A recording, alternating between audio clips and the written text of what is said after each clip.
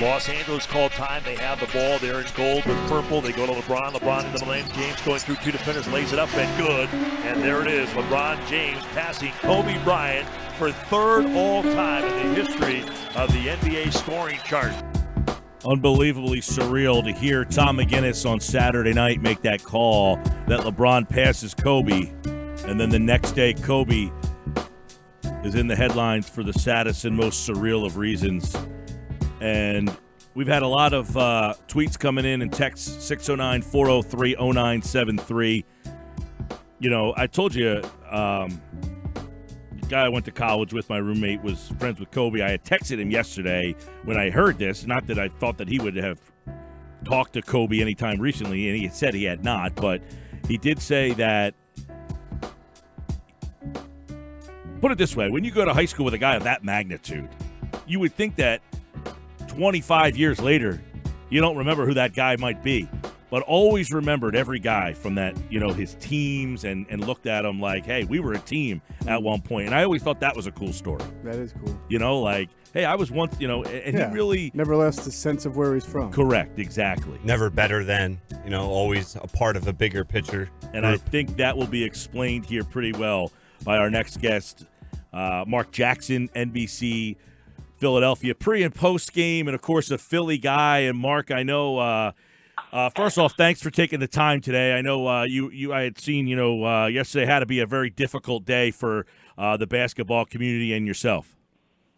Yes, it was an extremely difficult day for not just myself, but for the world. The world has lost a good man who has done a lot for a lot of people in the world, man. So it's a tough day, Yeah, and I know, Mark, you had a really unique experience as to what was going on. I mean, because it probably hits home to you because of what you were doing when you found out about this a tragic situation. Absolutely. I was in the middle of coaching my AAU program. It's team. It was my 12-year-old team, and my son just happened to play for the team, and it hit hard because once it was hitting me during the course of the game, I realized what he was going to do and the importance of how teaching his daughters as well as other people who wanted to learn the game. And I knew how difficult it would be for me at that given time because of the circumstances. You know, obviously, you and Kobe are not the same age, but you guys go back to your teens. And was there a moment when you guys were growing up, you know, I think you guys are about 3 to 4 years apart, but that you thought that, hey, this guy's going to be different? Well, I thought the first day I met him, I would be different. Because the first day I met him, he was 24 hours off the plane from Italy after his father had announced his retirement, and he was in the gym with us. And after we had a grueling 2-3 hour workout with John Arnett and his dad, Joe O'Brien, it was interesting because after we finished working out, he started icing. He had 2 ice bags on his knees, and they were wrapped up, and he was 12 years old. And I said, dude, you know, first, you know, he come on, man, what you doing, man? He was like, so why are you doing that? He said, because I want to have a long career. And I'm like, and you know, at that time, you're a young guy. He's 12, I'm maybe 14, 15. And I'm not thinking of working out for that reason. I'm thinking of working out because it got me out the house. It got me doing something different. So for him to say that at that given time was very unique, and it showed me then and there he had a different perspective on why he plays basketball. Mark, when he went into the NBA, when he decided not to play high school at all, I mean, you had already had some interaction. I'm sorry, not to play at college at all. Did you – because at the time, I think, you know, Garnett had maybe done it a year or two before, but it was not a very common thing. What was your opinion? And him being a guard, I think, made that even more questionable. What was your opinion of it at the time? Well, you know, from 11th grade, I knew that's what he was going to do. 11th grade, I knew he was going to the NBA. He was not going to college. He could tell you, you know, he could tell you, oh, he didn't know. No, he knew. And people that were close to him and his family knew what he was going to do. So I knew he was building for something greater than college. He was building for something greater than just dominating his local state tournament for Lower Merion.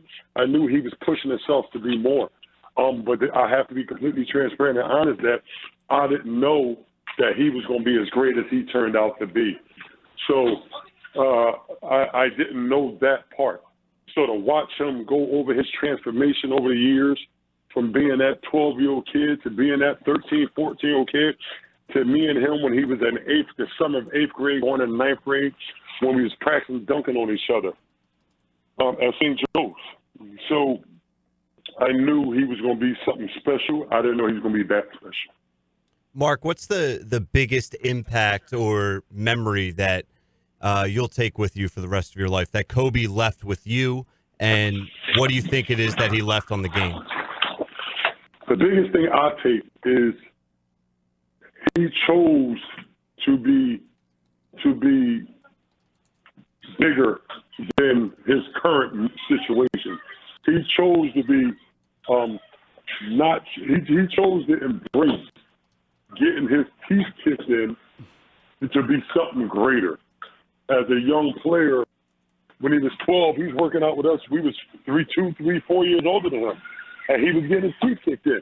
And he enjoyed it because he knew he was doing it for a reason greater than that situation that day. And when he went straight to the NBA from high school, he knew he wanted to be more than just a rookie. He knew he was going to be great, and he knew it was going to be difficult for him at first. But he seen the other side. What was going to happen when he put in that work with older guys, with better professionals. All that came to fruition, and that's so I teach now. When I teach kids, I said, don't reach for a dream or a goal that you know you're going to accomplish. Reach for something bigger and better. Because if you fall short, you're still in the clouds. But you reach for something that's easy to reach, then it's going to be hard to set up a new goal. Marc Jackson, NBC Philadelphia. Of course, you see him on Sixers pre- and post-game live. And Saturday night, LeBron passes Kobe, and then the next day, obviously, this news. And, I guess at the moment, Marc, when you had found out, because you've probably heard from people you hadn't heard from in years. That's the impact that this guy had, that he reached out to people all over the world, no matter if they were in the high school gym, a college gym, an NBA gym, somewhere in the circles. And it appears that that's very common yesterday, that you heard it from people that maybe you don't talk to all the time but are still very close with. Absolutely.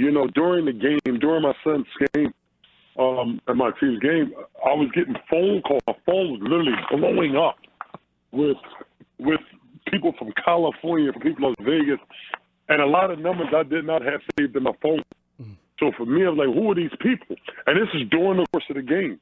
So then when I finally got the phone call from Rick Brunson during the game, I said, man, let me answer it. Because the first thing I'm thinking, I'm not putting the area codes together, but I'm looking at the different phone calls.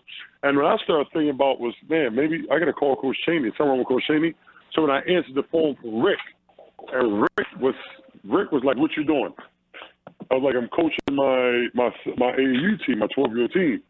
He's like, and he cracked a joke. He's like, look, man, he said, you ain't supposed to be answering that phone. You're wrong. He said, get off the phone, turn it off, and call me as soon as the game over. I'm like, and he said it kind of in a joking manner. So I didn't put two and two together. And then as I'm there, the lady at the scores table screamed out, Kobe died in a helicopter accident.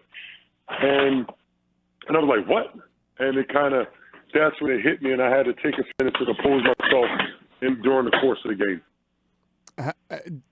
Give me us an idea, Marc, of when you find that out and you realize it's real, what then your next few minutes was like. I've read a lot of people, whether writers or other players or former players or teammates, saying that they had the next 25, 30 minutes were very hard for them to reconcile what they were even doing in the moment.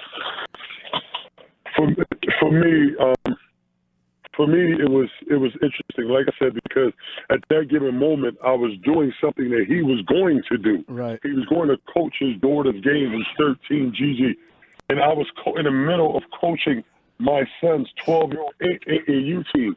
And for me, I'm just looking at it like it got surreal there for a minute. It got kind of heavy and deep, where I had to take a few minutes to really catch myself while my assistant coaches took over the game, because at that given moment, my mindset was just scrambling all over the place back to why was I getting these phone calls, to why